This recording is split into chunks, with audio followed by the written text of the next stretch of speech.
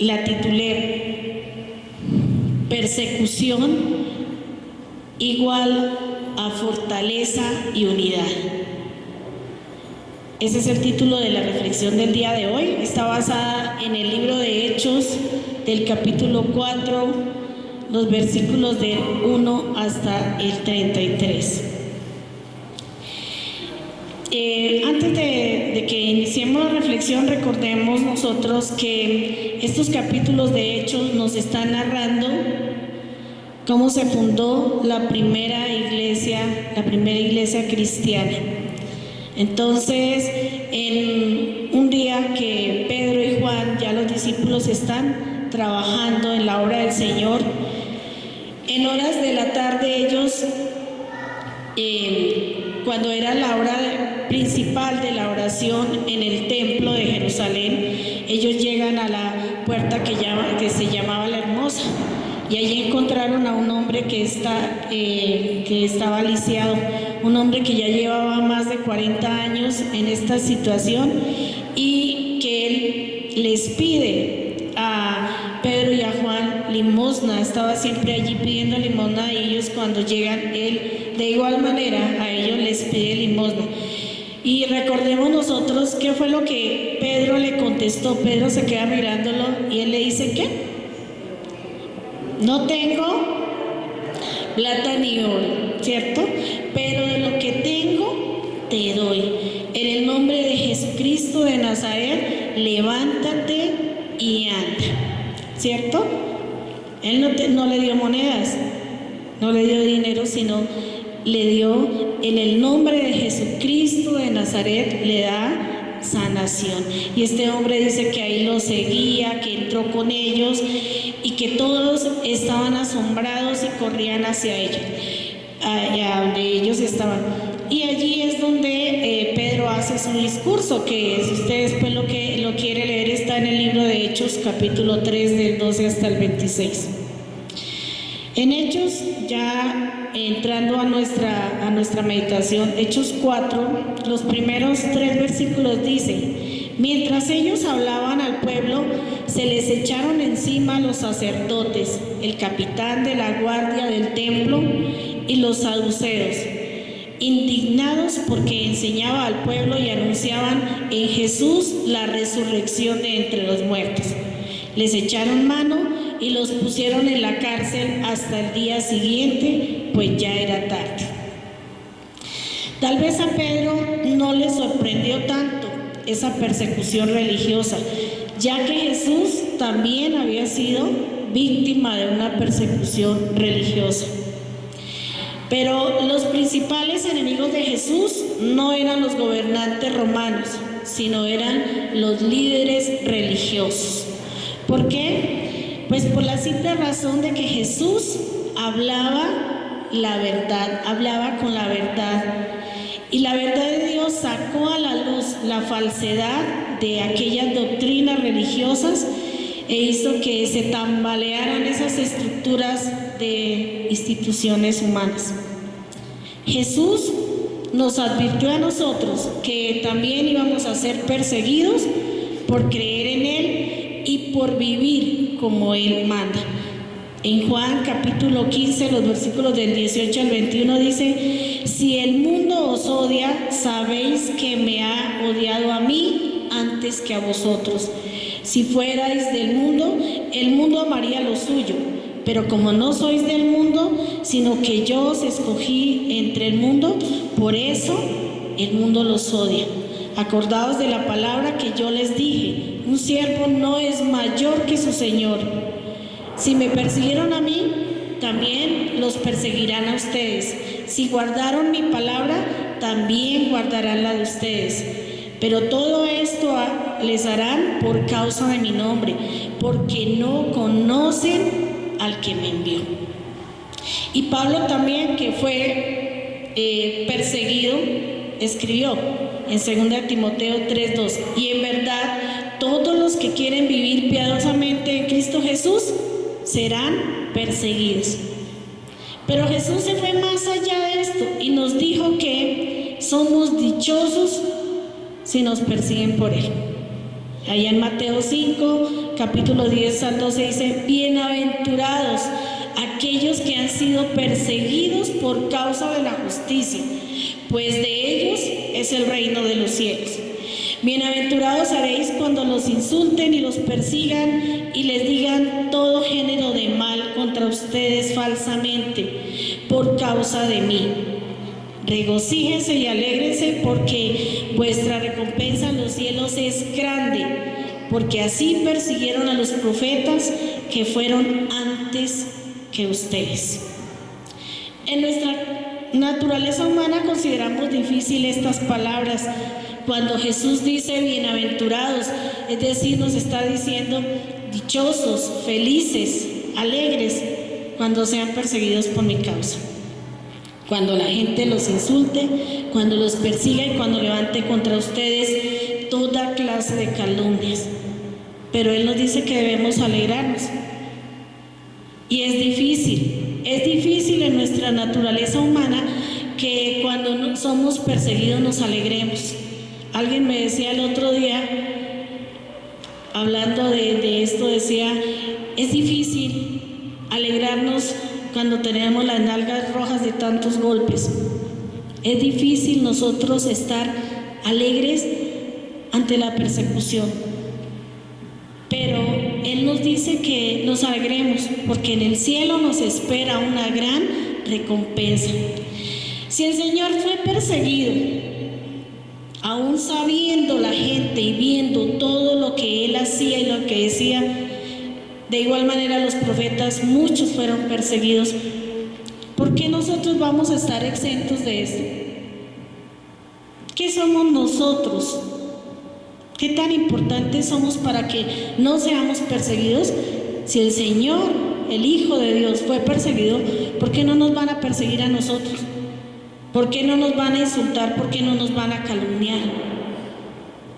Pero nosotros tenemos que estar todos fortalecidos en nuestro Señor, que Él dice: en el cielo nos espera una gran recompensa.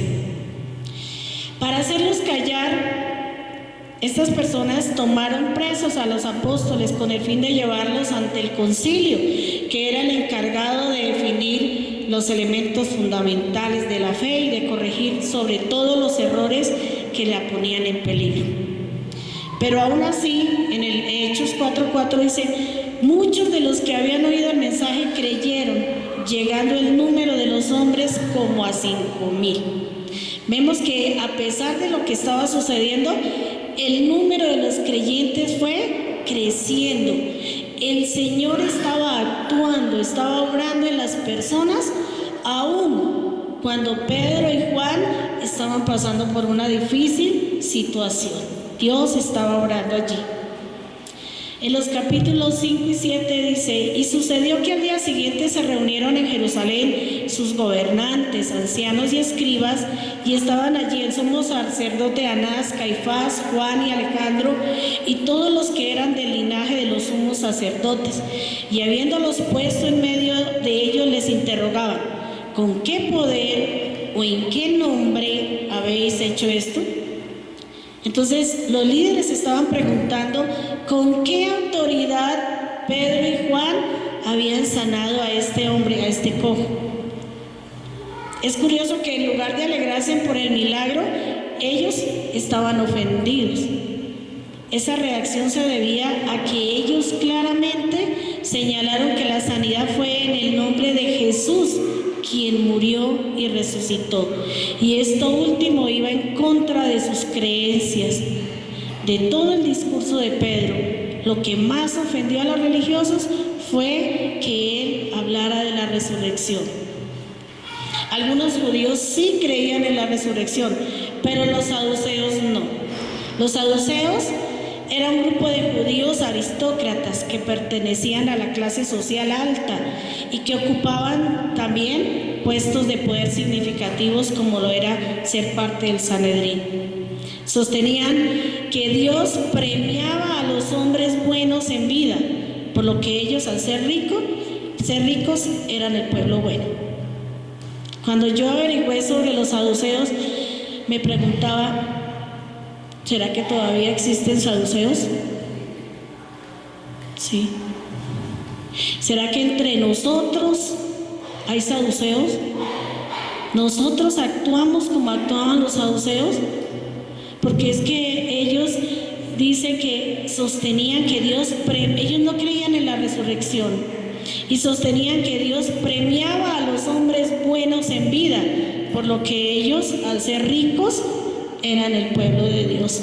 Ellos se sentían autosuficientes. Ellos no creían en la resurrección. Ellos decían que Dios los premiaba, por eso eran ricos, por eso tenían poder y por eso los dominaba el orgullo. Y cuando nosotros el orgullo nos domina, nos enceguecemos.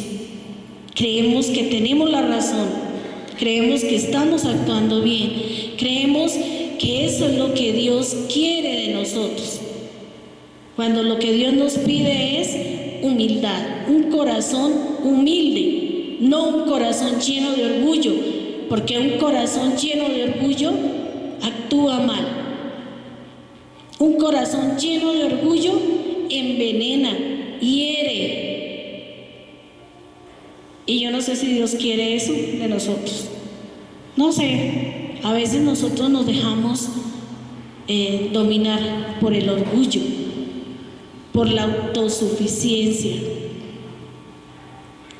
Y decía, creo que era Sarita que decía, a veces queremos ocupar el poder de Dios, el lugar de Dios, nos sentimos dioses y por eso actuamos como no debemos actuar. Eso era lo que hacían los saduceos.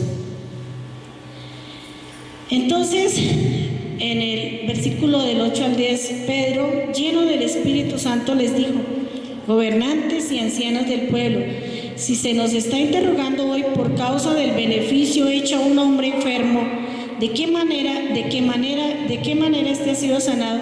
Saben ustedes y todo el pueblo de Israel que en el nombre de Jesucristo el Nazareno, a quien ustedes crucificaron y quien Dios resucitó de entre los muertos, por él, este hombre se halla sano aquí delante de ustedes. Humanamente tal vez Pedro se hubiera intimidado ante el acoso y el cuestionamiento de los líderes religiosos, pero no fue así. Ahora él estaba lleno del Espíritu Santo y pudo hablar con valor, con arrojo, con coraje. Cuando estamos llenos del Espíritu Santo, podemos hablar sin temor lo que Dios quiere que nosotros hablemos. Los líderes religiosos de ese tiempo usaron la mentira y el engaño para defender su posición. Por estar afanados defendiendo sus intereses, no abrieron los ojos para ver la verdad que estaba delante de sus ojos.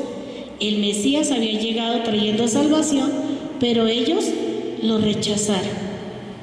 Hermanos, tengamos cuidado de no hacer lo mismo. No sea que de pronto, por estar afanados en cosas vanas, en cosas terrenales, estemos descuidando lo que realmente es importante para nuestra salvación. El 13 y 14, al ver la confianza de Pedro y de Juan y dándose cuenta de que eran hombres sin letras y sin preparación, se maravillaban y reconocían que ellos habían estado con Jesús. Y viendo junto a ellos de pie al hombre que había sanado, no tenían nada que decir en su contra.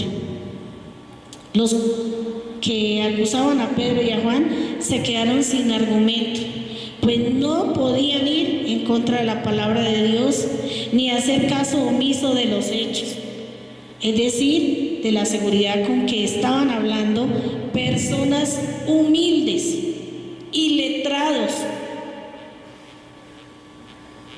Y hoy le damos gracias a Dios que nuestro Señor Jesucristo escogió personas así, humildes y letradas. Y las hizo grandes,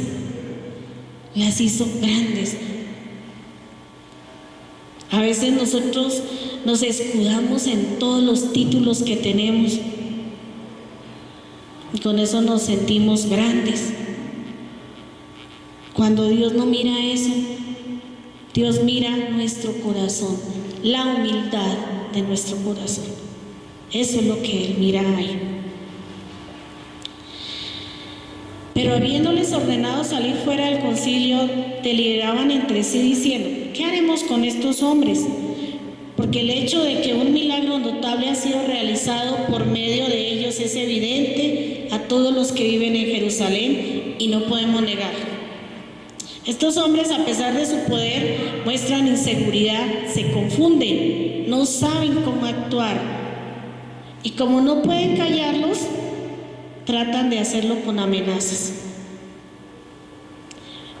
Entonces dicen: mas a fin de que no se divulgue más entre el pueblo, amenacémoslos para que no hablen más a hombre alguno en este nombre. Y no era la primera vez que ellos hacían esto para encubrir la realidad de la resurrección de Jesús. Querían ellos seguir encubriendo la verdad, haciendo callar a Pedro y a Juan, pero ellos no se prestan a su manipulación. Cuando los llamaron, les ordenaron no hablar ni enseñar en el nombre de Jesús.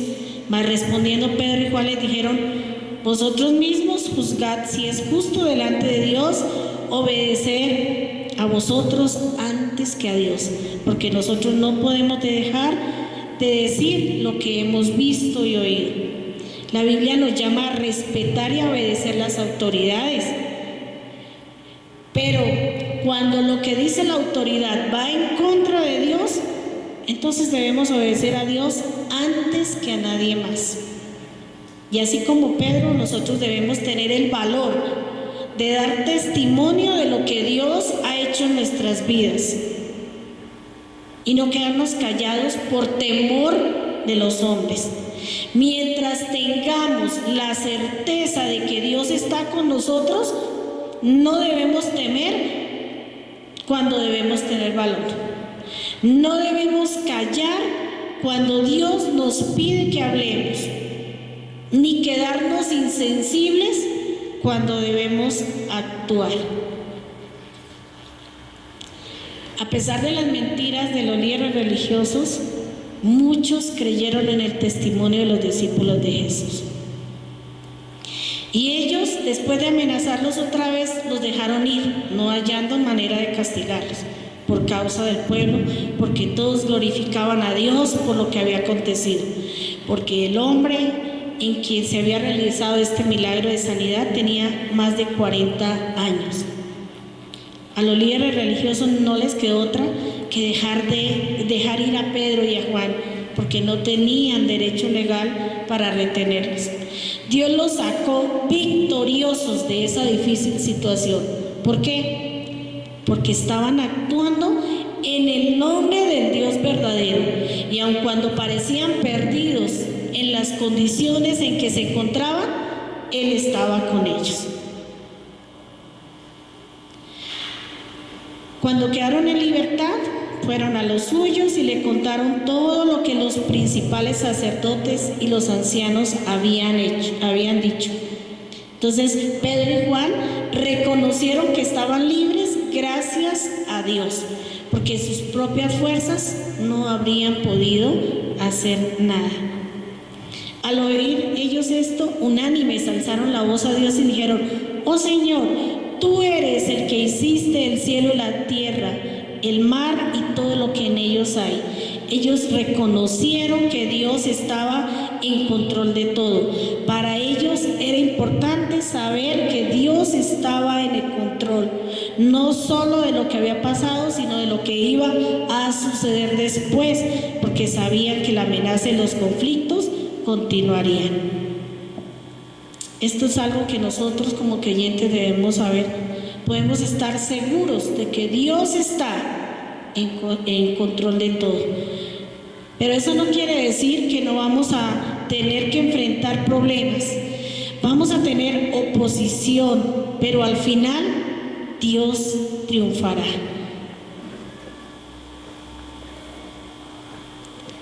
porque como citó Pedro, el Salmo 2 en el versículo 25 al 28 dice: el que por el Espíritu Santo, por boca de nuestro padre David tu siervo dijiste: ¿por qué se enfurecieron los gentiles y los pueblos tramaron cosas vanas? Se presentaron los reyes de la tierra y los gobernantes se juntaron a una contra el Señor y contra su Cristo. Porque en verdad en esa ciudad se unieron tanto Herodes como Poncio Pilato juntamente con los gentiles y los pueblos de Israel contra tu santo siervo Jesús, a quien tú ungiste, para hacer cuanto tu mano y tu propósito habían predestinado que sucediera. Así como el Padre estuvo con Jesús, ahora ellos pedían que Él estuviera también con ellos. De igual manera, como Jesús fue perseguido, ellos sabían que también tendrían que enfrentar oposición. Pero al final Dios hace que se cumpla su propósito. Y ahora, Señor, considera sus amenazas, dice el capítulo 29:30, y permite que tus siervos hablen tu palabra con toda confianza, mientras extiendes tu mano para que se hagan curaciones, señales y prodigios mediante el nombre de tu santo siervo Jesús. Ellos sabían que lo que iban a hacer en el futuro no dependía de ellos, sino de Dios. Y ante la persecución, el peligro, las circunstancias que no son favorables, lo único que en verdad nos debe preocupar es tener la convicción, la certeza de que estamos bajo la voluntad de nuestro Señor, que no debemos sentir temor, que podemos confiar todo en Él, dejando que Él obre en su momento. Después que oraron, dice el 31, el lugar donde estaban reunidos tembló, y todos fueron llenos del Espíritu Santo y hablaban la palabra de Dios con valor. De nuevo el Espíritu Santo se manifestó en medio de los apóstoles. Ellos reconocieron que el valor y el poder de convicción no venía de ellos, sino que provenía del Espíritu de Dios. Hablaron con valor la palabra de Dios porque estaban llenos del Espíritu Santo. Y cuando el Espíritu Santo actúa, suceden grandes cosas, asombrosas, maravillosas. Y termina el 33 diciendo: con gran poder los apóstoles daban testimonio de la resurrección del Señor Jesús. Pese a todo lo que hicieron, no lograron callar la verdad. La palabra de Dios está por encima de todo. Como conclusiones, hermanos, no por el hecho de decir que somos cristianos vamos a estar exentos de circunstancias difíciles de persecución, de discriminación, de burla, las cuales debemos afrontar con valor, con confianza en Dios, descansando en el Señor, pero sobre todo con la certeza de que Él actúa en su momento y bajo su voluntad. Así que lo único que nos resta es orar en unidad, con fervor, clamando su favor, clamando su favor. Tengamos en cuenta que Dios permite que estas circunstancias se presenten porque con cada una de ellas Él tiene un propósito para nosotros. Por lo tanto, lo importante es que nosotros estemos unidos en oración ferviente, estemos unidos buscando solo trabajar para la obra de nuestro Señor, dejando de lado todas aquellas cosas que no nos dejan estar en comunión. Amén. Nosotros hemos querido con mi esposo recordar un coro viejito.